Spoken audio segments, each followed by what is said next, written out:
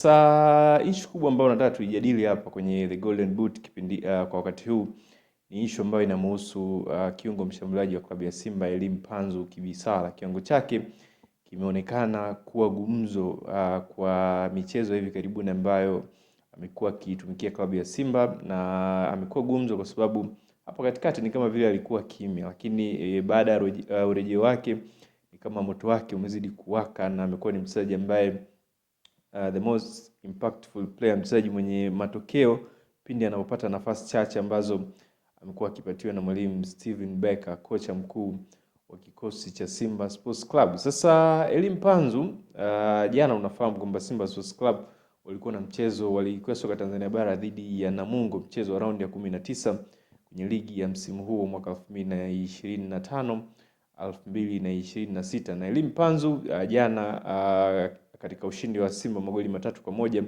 alichangia goli moja ambalo alifunga goli la tatu ambalo liliwapa matokeo ya pointi 3 muhimu kutokea huko Ruanga mkoani Lindi. Sasa watu wengi wamekuwa wakijiuliza hichi kiwango cha Mpanzu kimetokea wapi, kwa sababu ni mchezaji ambaye mwanzoni hakuanza ligi vizuri, na hapa katikati pia mambo yalikuwa hayamwendei vizuri, akawa nje ya timu. Lakini baadaye tukaja kufahamu kwamba sababu yeye kuwa nje ya timu ni matatizo ya kifamilia. Alimpoteza mwanae, lakini baadaye akaumwa. Baadaye pia zikaja taarifa za yeye kutoseto kwa sababu ya issue za kimkataba, ambao mkataba wake na Simba ulikuwa unaelekea ukingoni mwishoni mwa msimu, lakini baadaye tajiri wa klabu ya Simba Mohamed Dewji akaseto issue ya mkataba, akaongezewa mkataba mpya wa miaka 2 na kusalia katika kikosi cha Simba beyond msimu huu wa 2025 2026. Na ukimzungumzia Elie Mpanzu, namzungumzia ni mchezaji ambaye ndo amehusika kwenye magoli mengi ya kikosi cha Simba msimu huu katika ligi ya soka Tanzania bara. Katika michezo 19 ambao Simba Sports Club amecheza mpaka sasa hivi kwenye ligi ya soka Tanzania bara msimu huu, Elie Mpanzu amehusika kwenye magoli 8, yani takriban karibu nusu ya magoli ambayo Simba wamefunga kwenye michezo yao msimu huu. Yeye Elie Mpanzu amehusika kwa asilimia zaidi ya 45 magoli ya Simba yamehusika na Elie Mpanzu kabisa. Ndio mchezaji ambaye mwenye goal contribution, yani zile goal na assist nyingi kuliko mchezaji yoyote katika front 3 ya wachezaji ambao wamekuwa wakipata nafasi ya kuanza katika kikosi cha Simba. Ukiangalia kwa numbers, Mpanzu nimekwambia na magoli 3 kwenye ligi, lakini ana assist 5. Anayefuatia kwa karibu ni Selemani Mwalimu ambaye kwenye ligi ya soka Tanzania bara yeye amefunga ana magoli 6, I think kama nitakuwa sahihi. Selemani Mwalimu ana magoli 6 kwenye ligi ya Tanzania bara, 7. Yes, ana magoli 7 kwenye ligi ya Tanzania bara. Kwa hiyo still bado yupo nyuma Elie Mpanzu ambaye ana goal contribution ya mabao 8 mpaka sasa hivi. Lakini mchezaji mwingine mwenye contribution kubwa ya magoli kwenye kikosi cha Simba ni Libase Geye kwenye ligi ya soka Tanzania bara. Yeye huyu amefunga magoli 4 mpaka sasa hivi. Kumbuka Libase Geye yeye aliingia kwenye dirisha dogo la usajili, lakini mchezaji mwingine mwenye goal contribution kubwa ni Anise Ura. Huyu naye pia aliingia kwenye dirisha dogo la usajili katika kikosi cha Simba, naye pia amefunga magoli 3, na yeye alikuwa ni mmoja kati ya magoli hayo ambayo amefunga Simba, moja ilikuwa ni katika mchezo wa jana dhidi ya Namungo. Mchezaji mwingine ambaye anafuatia akiwa na magoli mengi katika kikosi cha Simba ni Jonathan Soa ambaye amecheza mechi chache sana za ligi kuu, yani azizidi 5, lakini alifunga magoli 3 kwenye michezo 3 ya kwanza kabisa ya Simba kwenye msimu huu, ule msimu mpya, wakati ligi imeanza ule mwezi wa 9.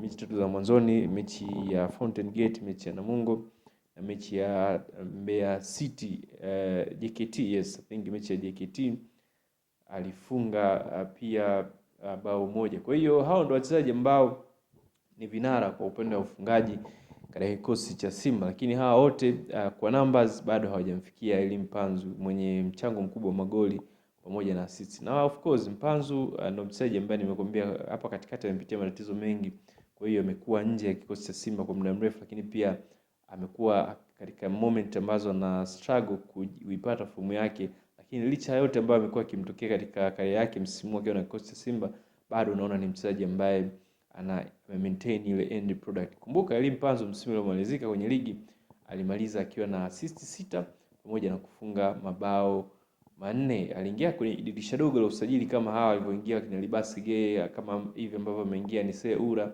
na yeye akasaidia Simba akachangia magoli 10 katika msimu wa mwaka 2024 2025. Mpaka sasa hivi anahitaji goal contribution 2 tu aweze kufikia rekodi yake ambayo aliiweka rekodi ya Simba kwenye ligi kuu ya soka Tanzania bara msimu uliomalizika cha kuhusika kwenye magoli 10, assist 6 pamoja na magoli 4. Msimu huu mpaka sasa hivi katika mechi 19 ambazo Simba amecheza, tayari mchezaji huyu amesha assist mara 5, lakini pia ameifungia Simba magoli 3. Kwa hiyo bado mchango wa magoli 2 hawezi katika michezo 30 iliyosalia hawezi kufikia records. Katika michezo 11 iliyosalia ligi kuu hawezi kufikia records ambayo aliweka msimu uliomalizika.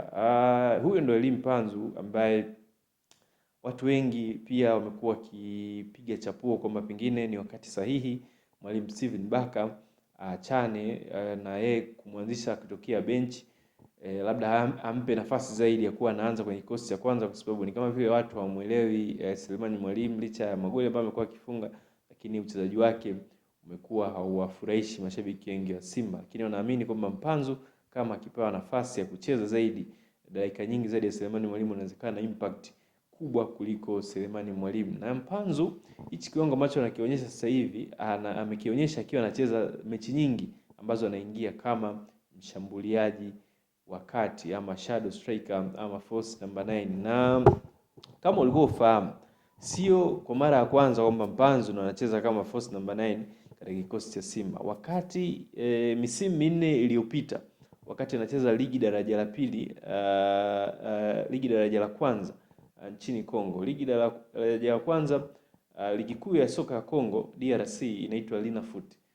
Lakini wakati anacheza Linafoot 2, ligi daraja la kwanza ama ligi daraja la pili kwa ubora nchini Kongo na kikosi cha AJ Vanquas, Elie Mpanzu alianza kama mshambuliaji wa katikati, na msimu mmoja kabla hajajiunga na AC Vita, misimu 4 iliyopita, huu ni mwaka 2026, misimu 4 iliyopita alikuwa Vita Club, ambapo ilikuwa ni mwaka 2022. Sasa msimu mwaka 2021 Elie Mpanzu alikuwa anacheza katika kikosi cha AJ Vanquas ambacho kiko kinashiriki, ambacho mpaka sasa hivi kipo katika ligi daraja la kwanza huko Kongo, na huko ndipo alianza Elie Mpanzu kucheza. Alikuwa akicheza kama mshambuliaji wa kati na akawa mfungaji bora, akashika nafasi ya msimu wa kwanza akicheza ligi daraja la kwanza nchini Kongo, alimaliza nafasi ya pili kwenye kinyang'anyiro cha ufungaji bora akifunga zaidi ya magoli 30.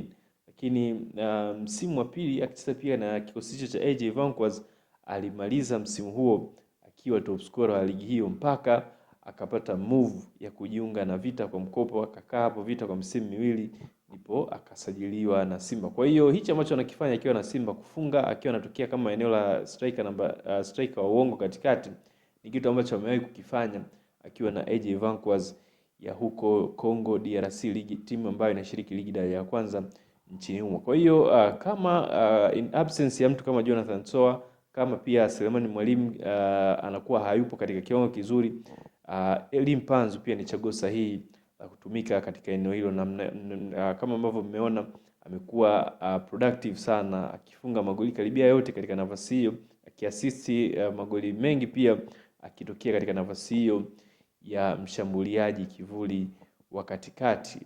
Ni nini sio maoni yako, nayo unaona nini kuhusiana na kiwango cha Elie Mpanzu? Tuandikie kwenye comment section kwenye post hii, ili tujue nawe maoni yako ni yapi juu ya kiwango ambacho amekuwa akionyesha Elie Mpanzu katika kikosi cha Simba msimu huu, na hivi vipi unaiona wapi nafasi yake mbele ya Libase Gwe, mbele ya Nise Ora? Ungekuwa Steven Baka, labda ungemwacha nani katika kikosi chako cha kwanza ili uweze kumpa nafasi Elie Mpanzu kibisawala? Bana, mpaka wakati mwingine. Jina langu mimi ni Shabel Daniel, na nyuma ya kamera ni mrembo Bi Fatuma Msimbe, ambaye amenifanya mimi niweze kuonekana katika wakati huu wa The Golden Boot ambao tulikuwa tukimzungumzia Elimpanzu Kibisawala.